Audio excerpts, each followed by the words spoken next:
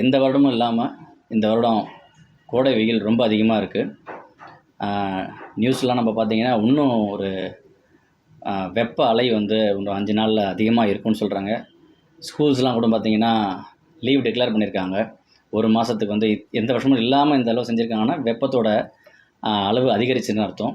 நான் இந்த நிழல் பந்தல் பார்த்தீங்கன்னா ஒரு 7 வருஷமாக நான் சோஷியலிஸ்ட்டாக இருக்கிறதுலேருந்தே நான் அதை பண்ணிகிட்ருக்கேன். இப்போ இந்த வெப்பம் இந்த எலெக்ஷன்னால் கொஞ்சம் தள்ளி போக வேண்டியதாக போயிடுச்சு. இப்போ நாங்கள் லாஸ்ட் ஒரு 5 டேஸாக போட்டுட்டு வரோம். இன்றைக்கால ஒரு சந்தோஷமான நிகழ்ச்சி நான் கேள்விப்பட்டேன். ஒரு ஆச்சரியமான விஷயமும் சொல்லலாம்.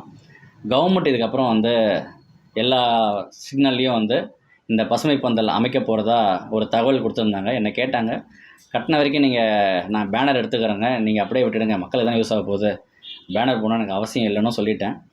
இதில் நான் கவர்மெண்ட்டுக்கு ஒரே ஒரு கோரிக்கை வைக்கிறேன். நம்ம எல்லா டோல்கேட்லேயும் பார்த்தீங்கன்னா மேலே வந்து ஒரு பிளாஸ்டிக் ஷீட் போட்டிருக்கோம் ஹைட்டாக ஏற்றி. அதே மாதிரி நீங்கள் எல்லா சிக்னல்லையும் போட்டுடுங்க. ஏன்னா பசுமை பந்தல் போகிறது என்ன மாதிரி ஒரு தனி மனுஷனாலே பண்ண முடியும்.